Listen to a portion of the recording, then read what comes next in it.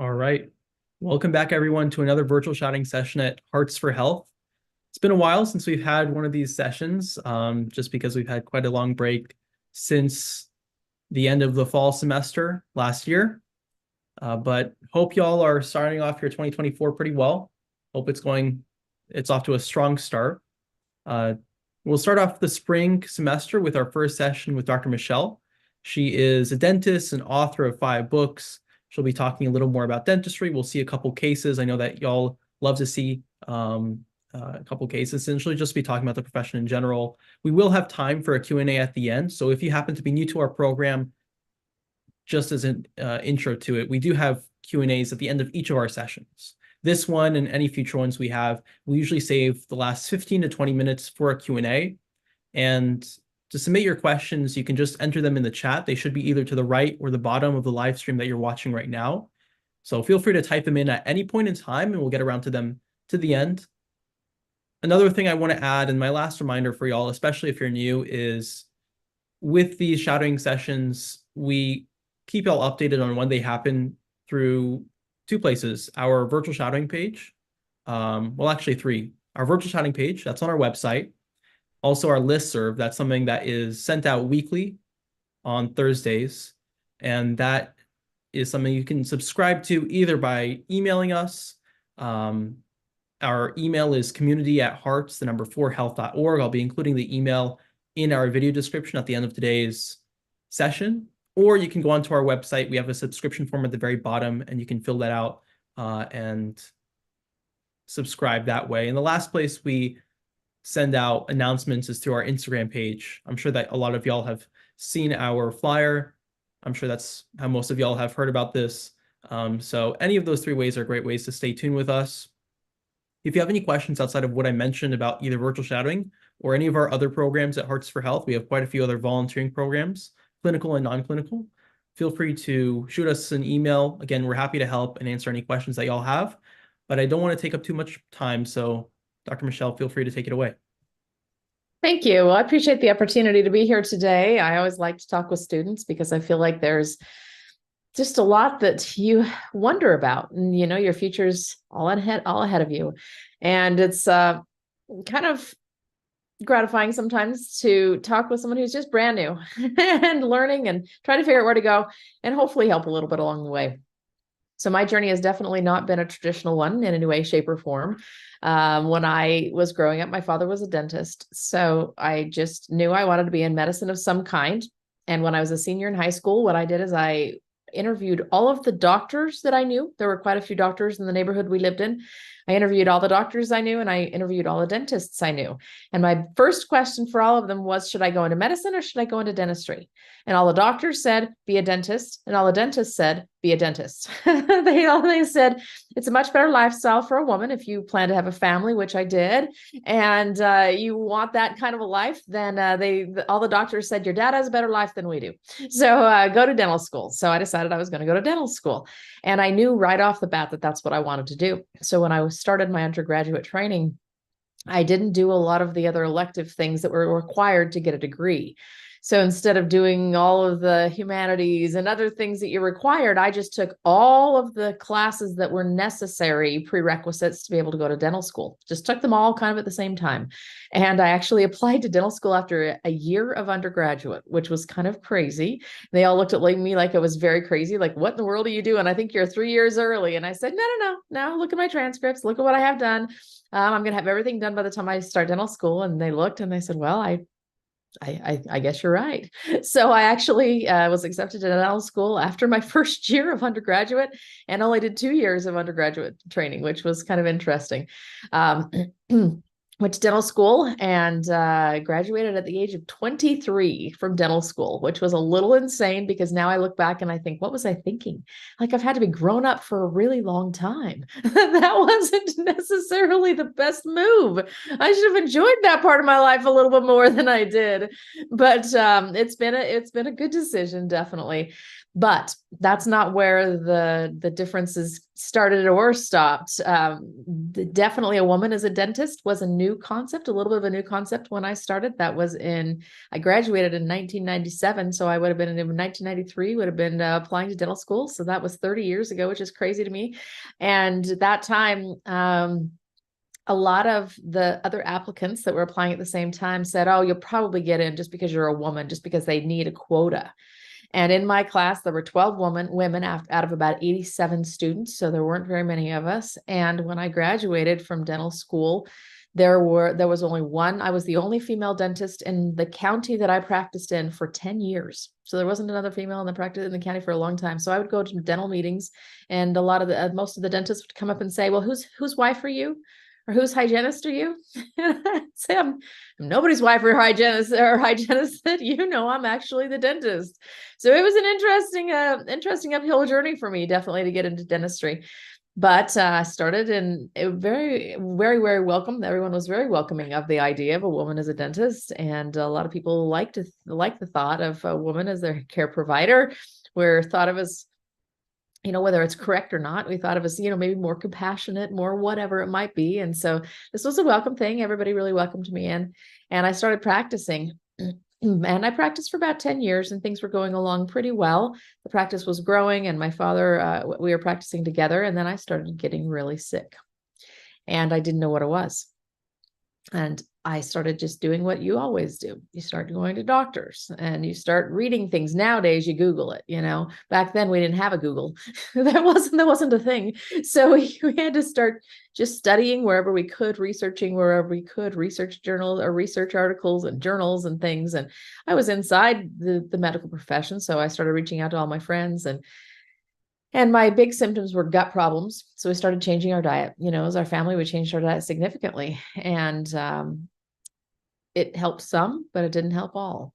And then the biggest issues were memory. I've always had a very good memory. If I see it, I remember it forever. And I stopped being able to remember anything. So I knew something was drastically wrong. And then my hands started going numb to the point that I couldn't hold the instruments anymore. And it was painfully numb, not just numb like you can't feel it, but numb like you've been sitting on your hand and it's waking up and it's pins and needles and it hurts. That's what it was like all the time. And I didn't think I would be able to continue working. So I actually had my practice for sale. This was about 10 years into practice, had my practice for sale.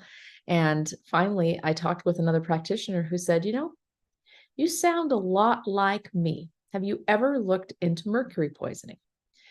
And I said, well, I knew that silver fillings, quote unquote, silver fillings are actually 50% mercury, but I didn't know that they could make the dentist sick, the dentist that was drilling them out and breathing in all the mercury vapors. That's what I've been doing for the last 10 years. And he said, it's not the fillings you have, it's all the fillings you've been breathing in. And that's what it was mercury toxicity. So what that did is it led me on a completely new path. So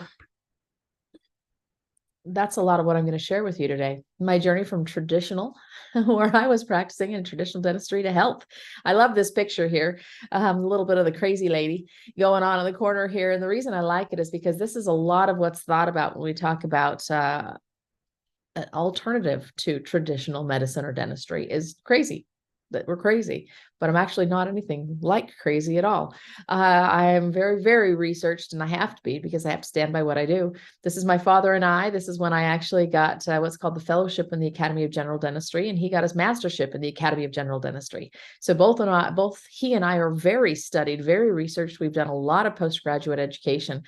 So that's where I'm at today. And my practice continued to grow as I focused on health of patients, not just their dental health, which is interesting. A lot of times I know as you as students are starting out in this, and you're thinking, I have to pick the thing I'm going to do. Am I going to be a doctor? Am I going to be a dentist? Am I going to be a physical therapist, an occupational therapist? There's a whole plethora of things you can do, but then you think you're in a box once you pick that. But that's what you're going to focus on, and that's all you're going to do.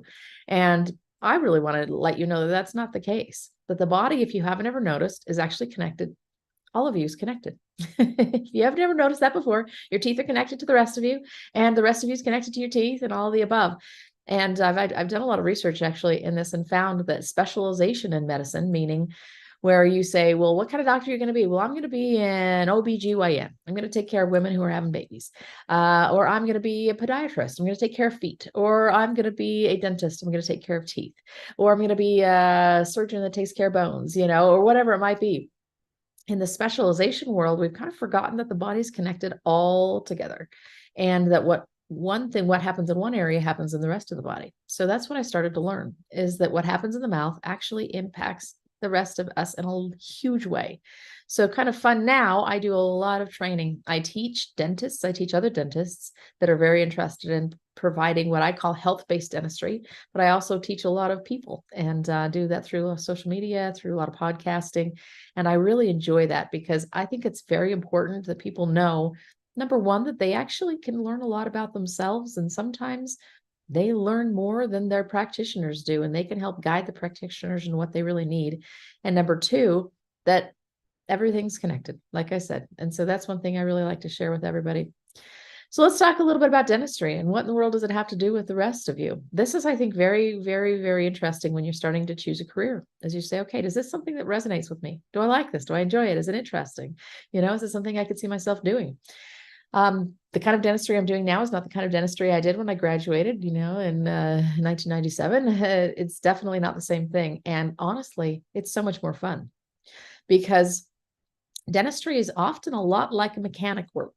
Somebody gets a hole in their tooth and you patch it up. And I love that for many, many years, because I am very artistic. Dentistry is actually, people don't realize there's a lot of art in dentistry, because we're mimicking things. When we're making a filling, when we're placing a filling in the tooth, we have to make that look like a tooth.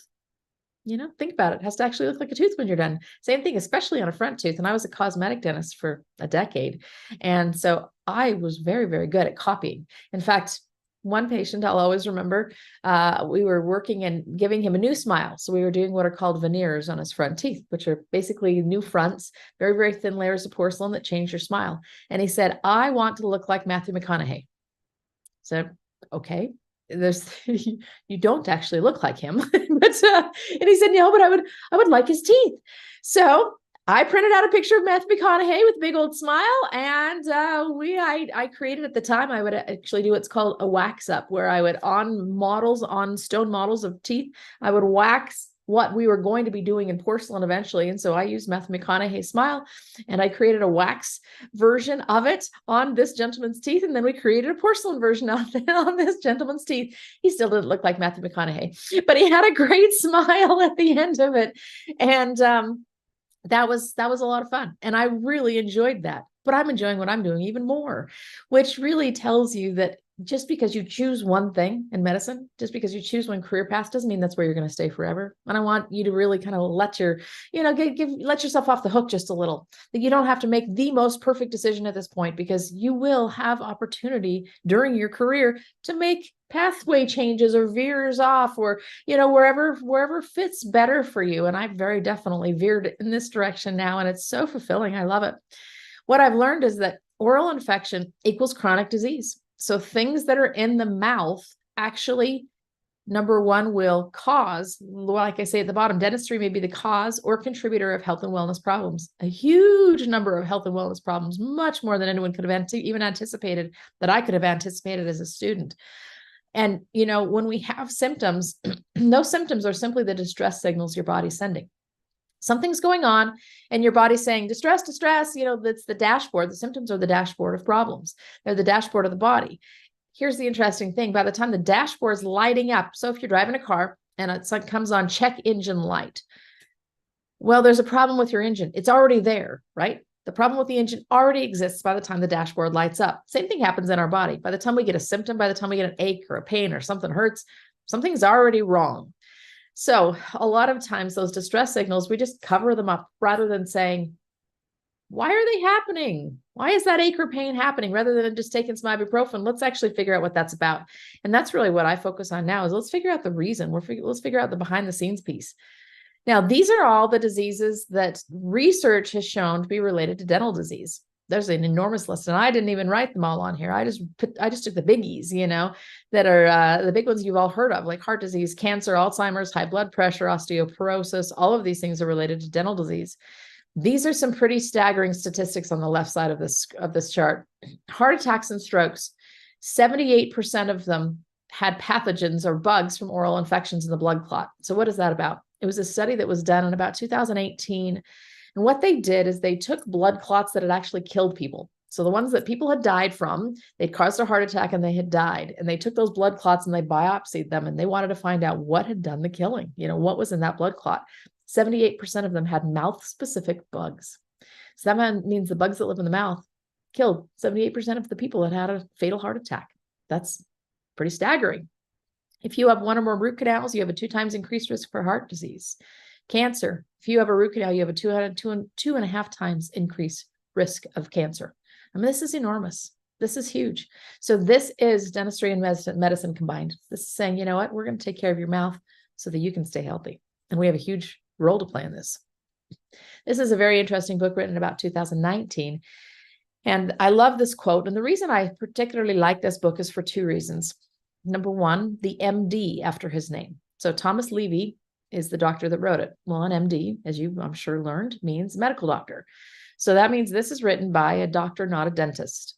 So it's not just a dentist trying to sell more dentistry. This is a doctor saying, hey, we really probably ought to pay attention to what's going on in the mouth. The second letters behind his name are JD. What is that? It's a lawyer. So the reason I particularly like that is because he is not going to say anything that he can't back up, because he doesn't want to be legally liable for saying something that's incorrect. So the things that he says, I can stand behind. This is one of my favorite quotes that he says. Nothing else comes close to having as large of a negative health impact as undiagnosed dental infections. Crazy. Nothing comes close to that in all of medicine. Crazy talk. So is dentistry the only thing that can affect your health? I talk to people about this all day long, every day. Of course not. If you come in sick, is it always because you have something wrong in your mouth? Of course not. But dentistry can contribute to a lot of things that can sometimes tip the scale. And health and disease are often a scale. They're a balancing act. If you do enough good things, it can tip the scale to the health side. If you could do enough things, or if the body's bombarded by enough things that are not positive, it can tip to the disease side. And some of the disease pieces are environmental things that will help, make us sick. Somebody coughs on you, right? You get a parasite on your spring break trip to Mexico, whatever it might be. These are environmental things. Structural, something's just wrong the way you developed, like literally the growth and development of your face, of your body, of whatever it is that's leading to some structural issues. Metals and toxins, that's a huge one for dentistry. I got sick from metals and dentistry and mouths, and then infection. Well, you get enough of these and it's going to tip the scale. And the good news about dentistry is we can actually remove quite a few of these things off of the list and oftentimes tip the scale back to health. So there's 4 big problems that I focus on in my practice: root canals, bony cavitations, mercury fillings, and poor sleep. And those may not be any of the things you thought I was going to talk about as a dentist. So these are the things that I talk about every single day. Let's meet Kim. Kim had a very interesting story. So when I first met her, she's the picture here on the left side with a scarf around her neck and the black jacket here. She's got a big smile, but it's hiding the fact that she felt terrible. She had all of her hair was falling out, graying and falling out. She was cold all the time, rapidly losing weight. She could not keep weight on her body. She was down to like 95 pounds, and she's not short. She's probably 5'7", 5'8", somewhere in there. And she was, 95 pounds. She was rail thin, no energy whatsoever. And she just could not stay well. I think it's interesting that in the picture, she's got a coat and a scarf and another coat. And, she just couldn't stay warm. She couldn't stay well. And she had been a very successful therapist and had to stop practicing because she just was not well and could not stay well. So when you look at her smile, it actually looks pretty good. She's looking pretty good in that smile, but then you start to look a little closer and there's some things that I found. So some of the things I found were here. When you look at the picture, you can see that these are crowns in her mouth that have metal underneath. So this would have had an alloy of some kind, a gold, platinum, palladium, silver alloy. Those aren't as concerning. She had some mercury fillings in here. Those are very concerning. Those are releasing mercury nonstop. Mercury is incredibly toxic to the body. She had a whole bunch of root canals. And we're going to talk about root canals here in just a minute and why they are so problematic. She had a whole bunch of root canals in her mouth that had reinfected and she didn't know it. So her body was constantly fighting this low-grade chronic infection. Well, the body's pretty amazing at adapting. So when we have some sort of an insult, let's say you as students, you're going through finals, you're pushing hard, you're not sleeping, you're staying up late, you got late study sessions, you got early study sessions, you're just running on fumes by the time you're done. What happens when you're going through those finals? You push, push, push, push, push, right? And you keep up, you're good, you're good, you're good. Then what happens the day you go home for Christmas break? You get sick as a dog. Why? Because the body had adapted to that stress piece and it had kept you healthy all through it. But then when the body said, okay, we're done, now the immune system says, all right, hands off, I'm done fighting. Go ahead, bugs, come on in. Yep, she's got nothing left for you. All right, now you get sick. The body doesn't have the ability to fight anymore, but it kept going for quite a while. Well, Kim had done that. She had adapted for years and years and years. Just little things started to happen, and she just would adapt her life, change her life. But there's something called the adrenal glands, and the adrenal glands make cortisol, they make adrenaline, they make the things that keep us going, that keep you going during finals. And she had completely drained them. They were just drained and empty because they'd been fighting for so long. And they were to the point where they just couldn't refill again. They couldn't catch back up again. When you come back from Christmas break, you can turn it back on again. You can get going again. She never could. She just couldn't get back. So what did we do? Well, we had to remove a lot of the metals in her mouth. Metals are electric. They conduct electricity. So it was literally conducting her energy away from her brain, away from her body. She also had infections at the end of old root canals. A lot of times these teeth get infected and we don't know it. We can't see it on a traditional dental x-ray. So we take a cone beam CT scan. We found a bunch of infections in her jaws. We got the infections out, cleaned out all of these things. We had to remove some teeth to get rid of the infections, cleaned out all of it. And on the right side, you might think, oh, she's so much heavier. That's exactly what she wanted. She put on 15 pounds. She was actually able to retain weight. Before she had diarrhea nonstop. Now she was able to eat, keep food in her, put a little bit of weight on her. Her hair grew back. That's her natural hair. Her hair grew back. Her face filled out again. She wasn't real thin, and she started being able to practice again. All because we got rid of the things that were causing her to not be able to upright the balance again. She just couldn't do it. There were just too many things against her. So that was Kim's story. Stacy's story is another that's fascinating. So on the left side is before I met her. She was an adventurer. She, all the way through college, had really studied. She loved languages. She, I think, spoke 5 or 6 languages, loved languages. She loved going she loved traveling, seeing the world. She would do it with mom. By the time I met her, she had actually had to quit her job and move back home with her mother. She was in her early 30s and she was nearly bedbound. You can see she has almost no hair left. Isn't that interesting? Almost no hair left, very, very thin hair, very, very sick. They were just at their wits' end, knowing what to do. She wanted to continue her life, traveling and doing languages and everything, and just couldn't do it.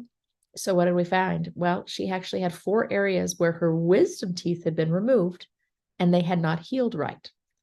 There was still infection in all 4 of those spots. This is very common. So some of you that are listening right now probably have the same thing going on.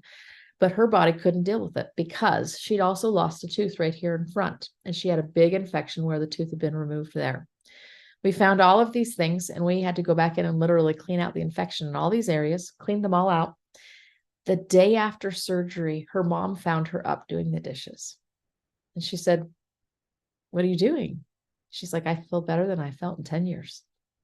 Stacy was able to start gaining. She actually wanted to lose weight. She gained hair. Her hair started growing back. Her weight went away. And she started traveling again. She had a huge trip to Europe that she took with her mom. And she started being able to work again. All because that infection that was just literally taking her down and not allowing her to be healthy was gone. It's crazy what just something like that can do. Sam, his story is fascinating. So Sam's a radio host. And he's blind. He was blind from birth. So his speaking and his hearing are his superpowers. And he has a very strong, amazing radio voice, and he's incredible. Well, I didn't really know why he was in my office. His tongue, you can tell looking at his tongue, does not look well. If you've never even looked at a tongue before, you can just almost tell looking at that one, that's not healthy. There's some things that are not going right in that mouth right now. Tongues actually tell us a lot about what's happening in the body. But Sam was curious to see if he had infection where wisdom teeth were or any other places. I found that he did. So he hadn't been feeling great. We did the surgery, cleaned those areas out, and he came back a week later for a post-op visit. And he said, I need to talk to you. Anytime somebody tells me that, I get a little worried. I'm like, oh no, what did we do? What isn't right? Okay, what can I, how can I help you? Whatever. And, I know that he'd come in for some pain here, dizziness, some joint pain, headaches. I knew those things. But he said, I need to tell you something. He said, I had lost about 3/4 of my hearing before I came in here. And if you remember, he's blind. So if he loses his hearing, he's lost his connection with the world. He said, I'd lost about 3/4 of my hearing. He said, it's almost completely back a week later, just from getting those infections out. All the other things had resolved as well, but the hearing was the thing. He didn't even tell me about it because I think he just didn't want to almost jinx it, and he was so blown away that it was back. Winnie, amazing. She had had chronic migraines, could not go away. They were just nonstop. She could not live life. She was a grandma. She wanted to be a grandma to grandbabies. There were so many things she wanted to do in life and she couldn't do them. So the picture on the left is her original picture when she came in. She's smiling, but she doesn't really want to. She doesn't feel good. Same story with her. In fact, this is an interesting picture right here. Right down here where her wisdom teeth were, they left a big chunk of root behind. Big chunk of root of that wisdom tooth and an infection all in the jaw around it. I can't believe how many times I find this. She had multiple root canals. Remember the story we know about root canals now, multiple root canals, multiple metal all over her mouth. We got all the mercury out, cleaned out, took out a bunch of old failing root canal teeth, took out the root remnants from wisdom teeth, cleaned out the infection in her jaw. And look at this woman. She's like literally a completely different woman. What I always point out to people is look at the picture on the right. Look at the strain in her face. Look at the strain in her eyes. The way she's smiling, it's just strained. And then look at it on the right. It's relaxed. Her whole face is relaxed. All of these muscles are relaxed. Everything's relaxed because she feels good. Finally. She went to a dentist and they refused to take out the mercury fillings. She said, but I know that they're not good for me. I don't want them anymore. And they said, no, they're fine. They're fine. They refused to take them out. And I know so many dentists that do this. They impose their belief system on their patients. And I don't believe that's right. I think we need to listen to our patients and do what they want us to do what they are asking us to do, as long as they're not doing anything that's harmful, obviously. She's a different woman because of this. So this is what I do now. This is what I do.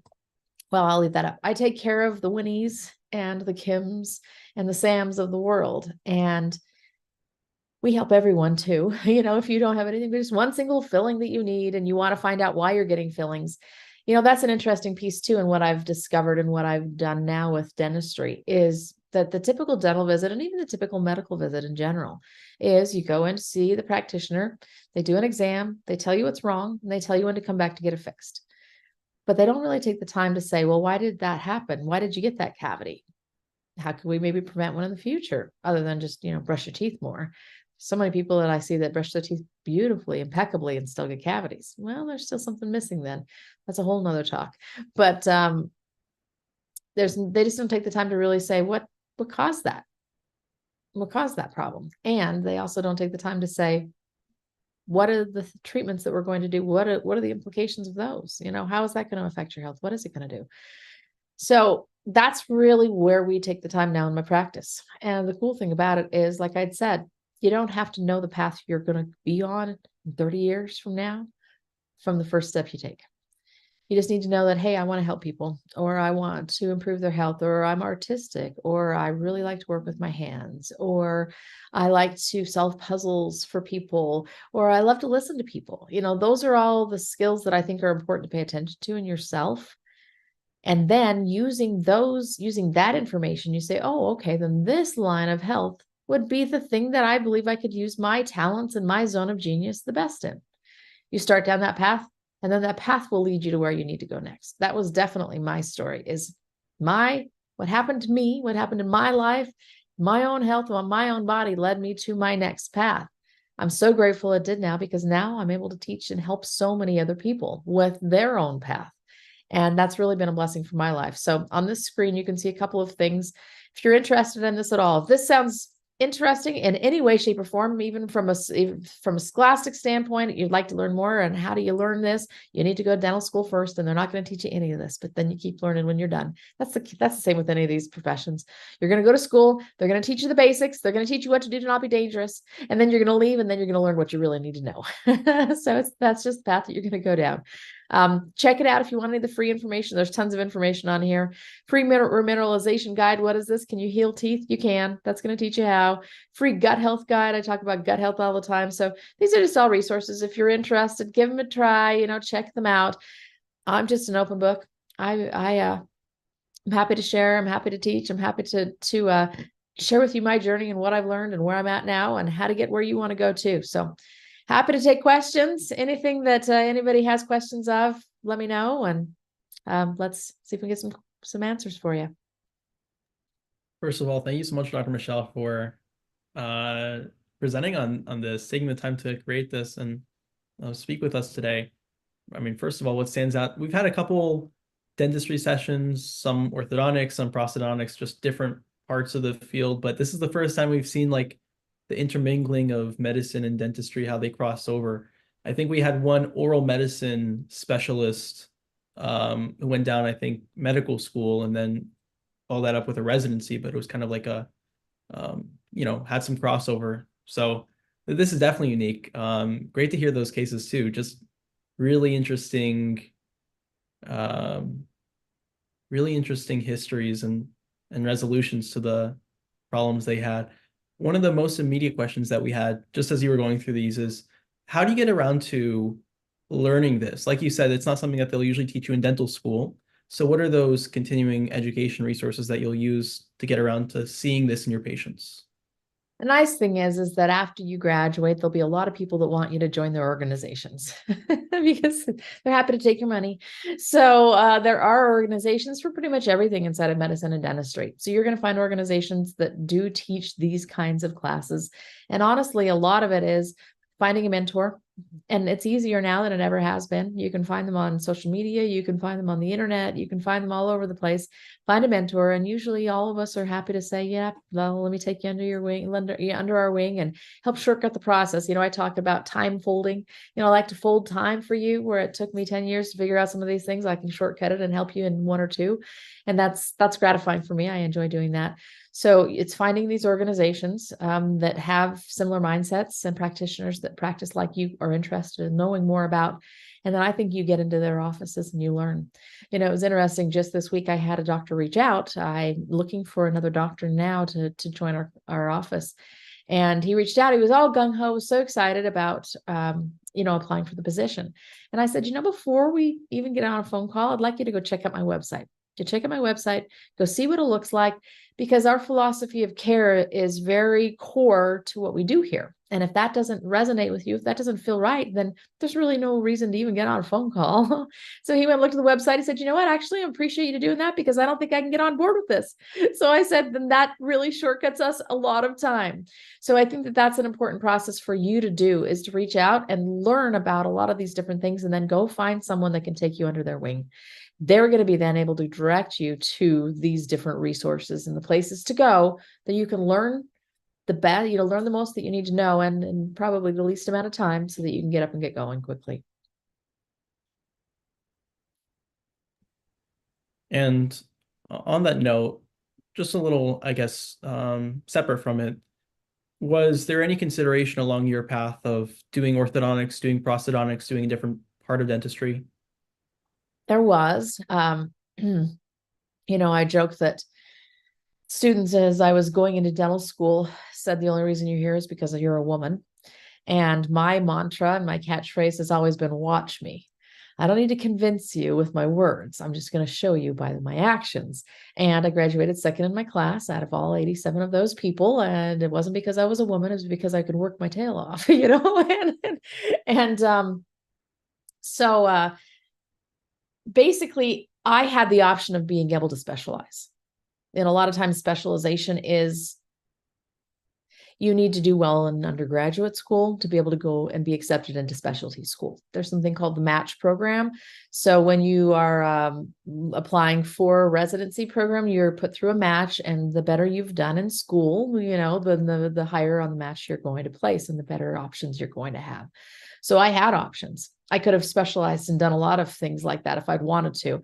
I actually have two younger brothers that are orthodontists and another younger brother who's an oral surgeon. So they did choose to specialize. The reason I didn't is because I like a lot of the things that aren't specialty based. I like really helping people from start to finish. I love cosmetic dentistry. I like that the artistic part of it is really something that I love. Those are all parts of general dentistry. So that's why I chose to go the route that I did, is I didn't want to just do braces my whole life. And it's interesting because those two brothers that are orthodontists are actually quite bored. Isn't that interesting? We're all the same personality, and we all like new things. We all like learning, and they say there's nothing else to learn here. So they've often commented that general dentistry is more interesting if you're kind of somebody that you'd like to learn a lot of different things, because I can do orthodontics as a general dentist. I can do prosthodontics as a general dentist. I can do oral surgery. I was a surgeon for 5 years. That's all I did in my practice for 5 years, was just surgery all day long, every day. I could be an oral surgeon if I'd like inside of general dentistry. So I can do all of these things as a general dentist. But once you're an orthodontist, you're going to do orthodontics all day long, every day. So that's the reason I chose general dentistry. It's a broader field. In terms of the location of your practice, have you just stayed in the general area that you trained in? You know, what was most immediate and convenient to you in terms of staying local, or did you relocate to an area that was more fitting for the practice you ended up having? No, the original place that I practiced, I started with another practitioner, and I do recommend that for students as well. I think it's important to have at least worked with someone else for a few years before you have your own practice. I had the advantage of growing up in my father's practice, so I was able to work with him, and I was a receptionist for a summer. I was a dental assistant for a couple of years, so I knew kind of the inside parts of dentistry before I was even a dentist, which is definitely an advantage. But I worked for another dentist for 4 years to begin with, and to really get my feet, on solid ground.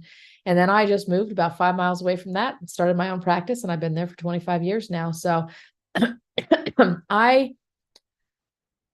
it's interesting. The area that I practice, I'm in Utah, and the area that I practice is heavily saturated with dentists. It's been said, whether it's still accurate or not, I don't know. I've never made sure of this, but I was told that the area that I practice is second in density, meaning the number of dentists per capita per person, second to Manhattan Island. So incredibly densely populated with dentists. It's a place that a lot of dentists want to return to. It's kind of home for a lot of us. So I was told you can't do what I'm doing where I am, that there's not going to be clientele, there's not enough patients, there's too many dentists, there's too much competition. And I was told that long before I was even health-based, even when I was a general dentist. They said, oh, you're going to have to take every insurance plan that there is, which means you're going to make a lot less money doing what you're doing. And I haven't done any of those things, because really what I've found is that if you find a way to give people what they need and want, then you're going to be busier than you can ever hope for. And that's what I found, is it really mattered less where I was and more that I found a way to connect with patients and give them something that they were looking for. How long do you feel like it took to differentiate yourself, or at least your clinic's mission, its philosophy, and really ground yourself in that philosophy? I know that you mentioned that's something that came up with someone who was going to join your group, but I'm sure it might take a while in order to really get a bearing in terms of what that looks like, and the learning and the mentorship that goes along with actually understanding all of it. Sure. When I first started my practice, our mantra was that we wanted to change everything that people didn't like about dentistry. So when you say, oh, you're a dentist, people are like, oh, a dentist, I love going to the dentist. And so we started asking, well, what is it that you don't love about the dentist? And we got a whole long list of things that people don't like about the dentist. I'm sure all of you on here would be able to tell me a long list as well. We decided we wanted to switch all of those things. So if it smelled like a dental office, you hear that it smells like a dental office. If it smelled like a dental office, we started baking bread in our dental office. Well, it's just not comfortable. Those chairs, they're not comfortable. We got massage chair pads on all the chairs and special pillows. We put TVs above your head. We give you hot, warm or warm blankets that were fresh out of the dryer. Oh, my hair's all messed up and I look bad when I come out of the dentist chair. Well, we put hairspray and makeup in the bathrooms. We have a silver tray with a hot towel and chapstick that we give every patient as they're leaving. I mean, we just really wanted to turn everything on its head. Doing that helped us establish who we were very quickly. And I think that that's key, is deciding who you are and owning it. We owned that. And we actually have a really interesting story about that. So we were nominated for Best of State in our state in healthcare category. And we won. We won Best of State. And so we were invited to an award gala. And this was in the olden days when people watched TV. And it was actually a televised event. And we went to this televised event and we were going to be getting our award. What we didn't know is that we were actually, as healthcare, we were grouped in a broader category called all consumer services. So we were in the same category as car dealerships, as large hotels, as a hospital. All of these are consumer services. And we were up against them for a big, huge award. We didn't even know that this existed. So they went through all the different categories, got to our category, consumer services, got up there, said all the nominees. We were one of the nominees along with these other huge corporations, and we won. We won out of all of those huge corporations because we knew who we were and we differentiated ourselves to be what people were looking for. So to me, it matters less the time and matters more what you have up here. Have you decided what you want to be? Have you decided what you want to do? And do you have an audience? Is there somebody who wants what you're offering? If so, it doesn't take that much time, maybe a year, to really establish yourself. You mentioned being in a saturated market in your area. You said number 2, right, in the country. Do you feel like that sort of differentiation is needed for your practice to keep afloat? Essential. Yeah, because our practice is more than just keep afloat. We are bigger and, absolutely have flourished where others have literally closed their doors. So it's essential. You have to. And I've continued to do that during downtime. So during 2008, when there was a recession, what I did is I said, you know what, people actually aren't going to pay for cosmetic dentistry right now because those dollars that people pay for wants maybe aren't there anymore. Now they're going to pay for needs. So I totally switched my focus in dental care. And then we started talking about people that had literally disaster dentistry. Their teeth were falling apart and they didn't have a choice but to come and get it fixed. So that's what I did for 3 years, all the way through the recession. So I just found, what are people looking for right now? And my focus has changed probably 4 times over my practice life. And it's because I needed to find what people were looking for. And then I started delivering that. And that's how you stay profitable. That's how you stay busy.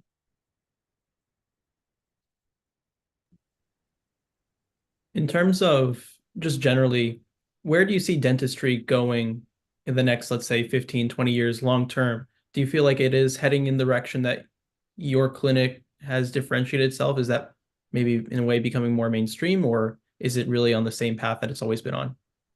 If I have anything to do with it, it's heading that direction. I train dentists and that's why I am on social media. That is why I am all over the place, because and you'll hear that the profession and school education, so dental school, medical school, they're about 15 years behind the profession even, because everything is very entrenched and it doesn't move very quickly in the education sector. So they're 15 years behind the population, or what even the profession is. And then the dental patients, are about 15 years ahead of the profession. So everything you're getting is way behind the game. Well, my strategy is, if I can talk to enough people and tell them, this is the potential the dentistry has in your life. This is how you get sick. This is how you get well. It's all here in your mouth. That's the place to start. If I can tell enough people that, then they're going to start looking for dentists. And already we've tracked about 20,000 people a week that land on my website.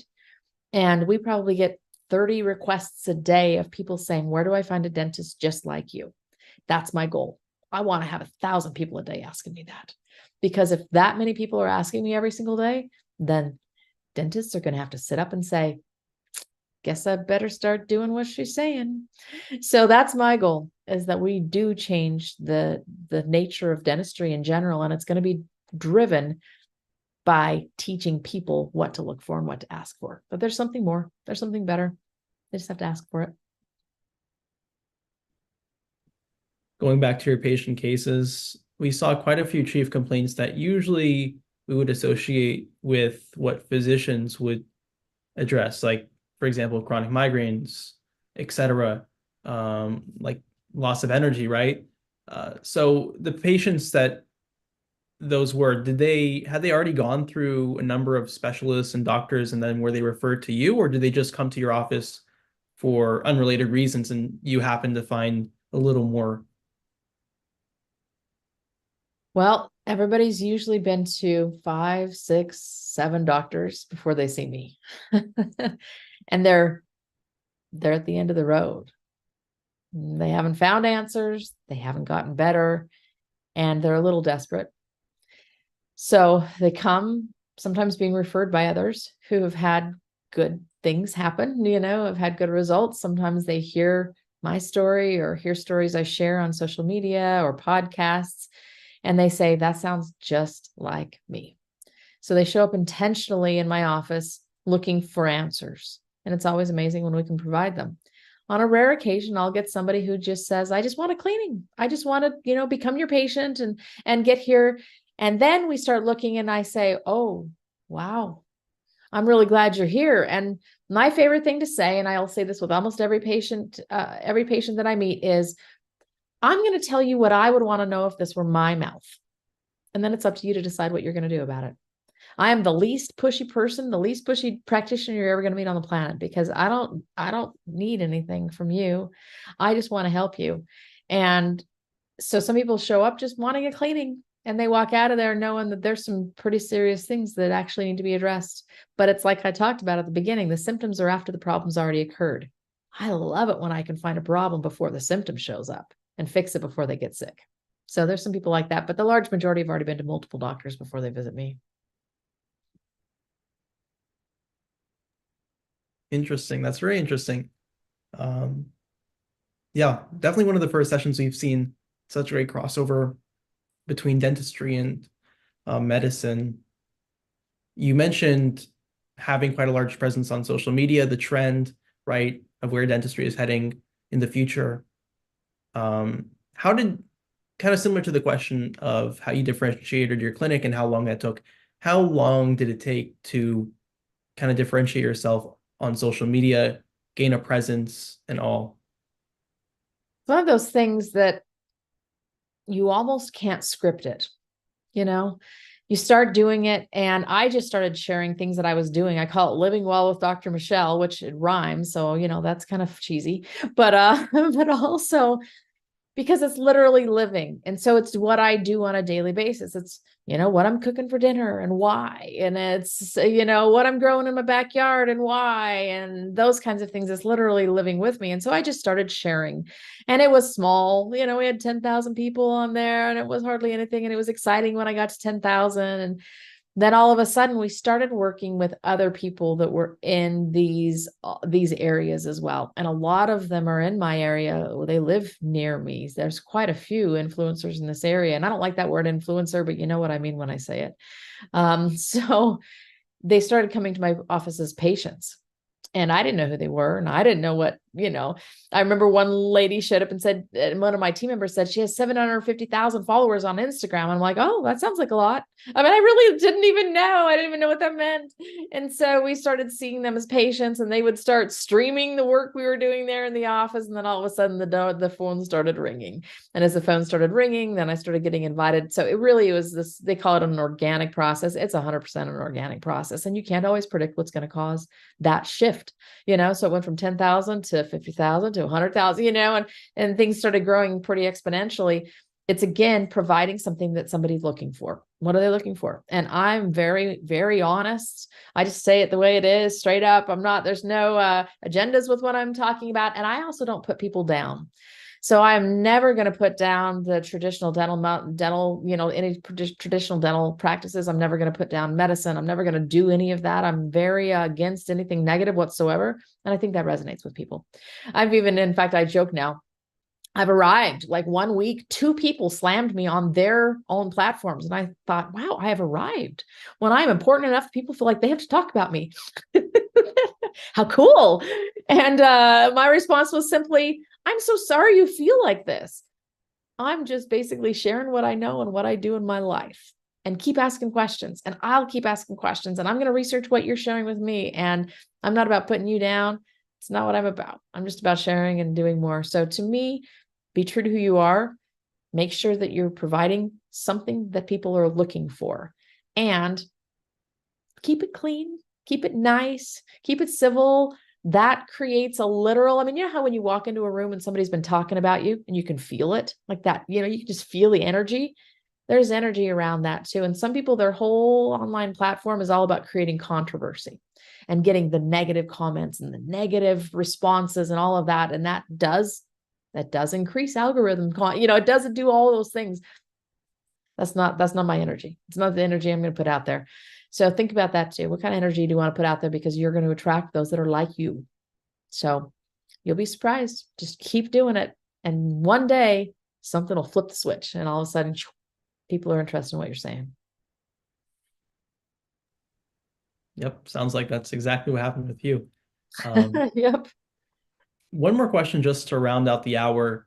So you discussed your suggestion or advice to people starting out in practice to work with a partner, work with another practitioner.